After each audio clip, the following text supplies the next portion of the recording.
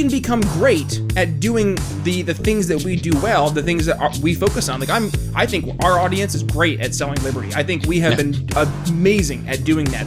Welcome to the Brian Nichols Show, your source for common sense politics on the We Are Libertarians Network. As a sales and marketing executive in the greater telecommunications cybersecurity industry, Brian works with C-level executives to help them future-proof their company's infrastructure for an uncertain future. And in each episode, Brian takes that experience and applies it to the liberty movement. You start to ask questions that pique his interest and get him to feel like, okay, this guy's actually got something that maybe can help me out. And then in your asking of questions and trying to uncover the real problems, build that natural trust. I know I went in a monologue there, man.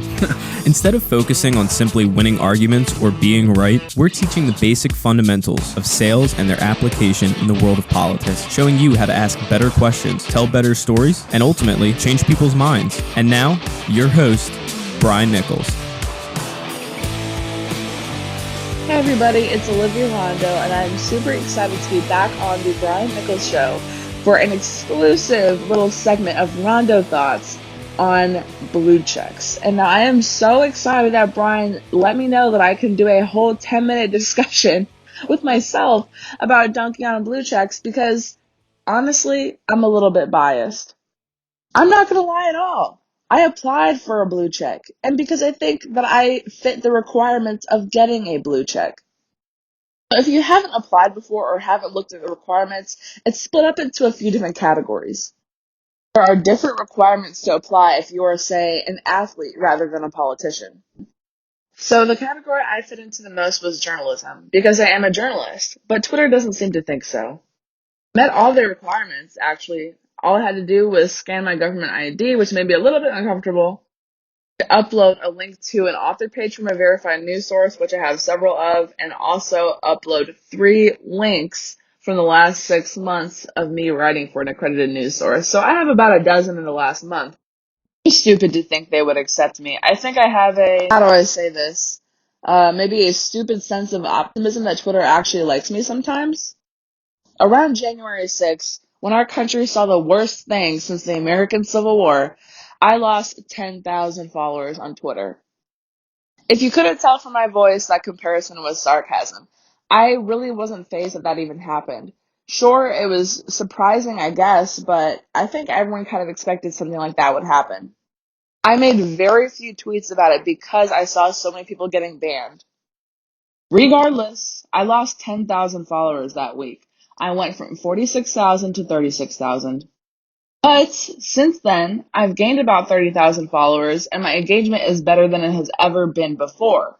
So I really genuinely thought that Twitter was like, okay, Olivia, we're going to give you some followers, we're going to give you some engagement, you're not going to be shadow banned anymore. But no, we are not going to verify you. Worst part about it is that I have had people make accounts to impersonate me before, to scam other people or to harass me. So it's not like I'm so famous, I want to be Twitter verified, but I have literally reported accounts to Twitter for attempting to be me. So I just thought, hey, maybe I should try to get verified so nobody gets scammed or nobody thinks that some random account harassing people is actually me. I think that's a pretty reasonable request.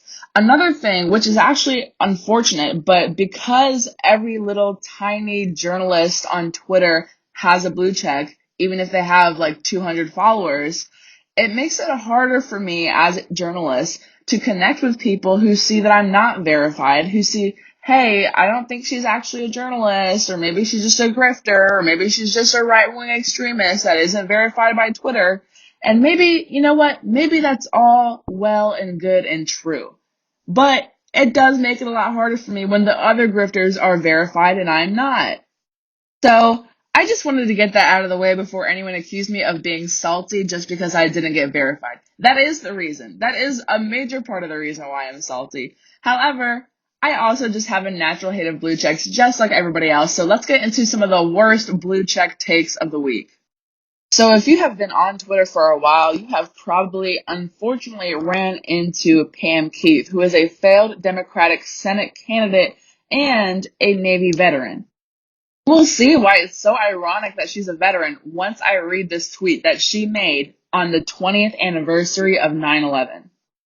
She said, and I quote, "On January 6, 2021, 9/11 2001 ceased being the worst thing that happened to America in my lifetime. Really weird and painful to process and say that, but it's the truth. And quite frankly, it's not even close. Well, I was not that surprised that she said this because she regularly makes hyperpartisan and very inflammatory posts on Twitter. I don't even know if she believes the stuff that she says, but her far left followers really seem to enjoy it. To me, it is simply crazy that a Navy veteran would say this, especially considering the results of 9/11 creating the bloated and enriched military-industrial complex, which killed thousands of Americans needlessly. Honestly, seeing that tweet get ratioed pretty bad restored some of my faith in Twitter, but the fact that she has a blue check took it right back.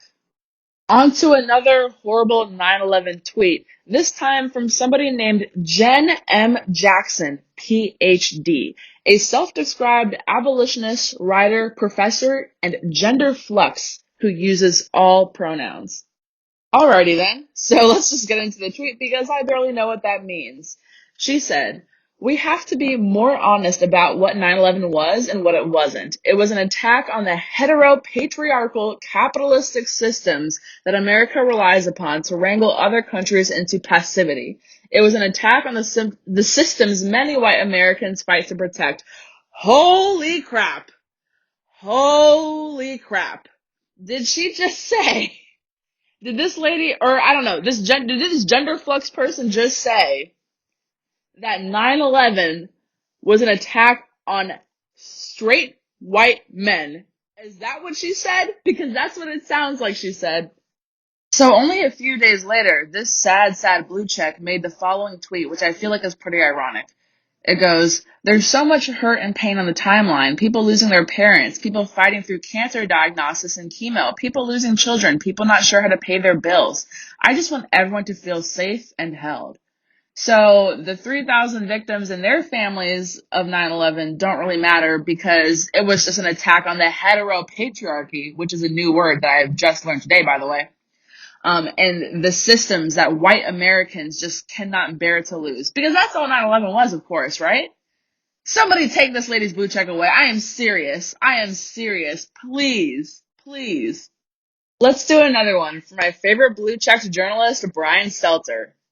CNN's chief media correspondent had this to say on 9/11. I know it's such a crazy theme with the horrible 9/11 takes coming from the left, but that's just what they do. I quote, "Network TV anchors were the closest thing that America had to national leaders on 9/11. They were the moral authority for the country on that first day, especially with political leaders in bunkers or otherwise out of sight." So Blue Check Brian here really wants to give himself a pat on the back for being a network TV anchor. It's honestly a much more important job than the first responders, than the police, than the military, than the EMTs, than the nurses, than anybody who actually helped and saved people on 9/11. You know what? Brian Stelter has a blue check because he works for an accredited news source, but all the other accredited news sources that I work for, such as Timcast, such as the Daily Caller, such as the Foundation for Economic Education, all of these, which have blue checks on Twitter, were not enough for me to get verified. Because honestly, if they give me a blue check, it might go to my head. I might be tweeting some crazy stuff like, "Hey, I was the real hero on 9/11. At least that seems to be the common theme. Also, if you're a blue check, you could just say random stuff that's not even true to make people scared.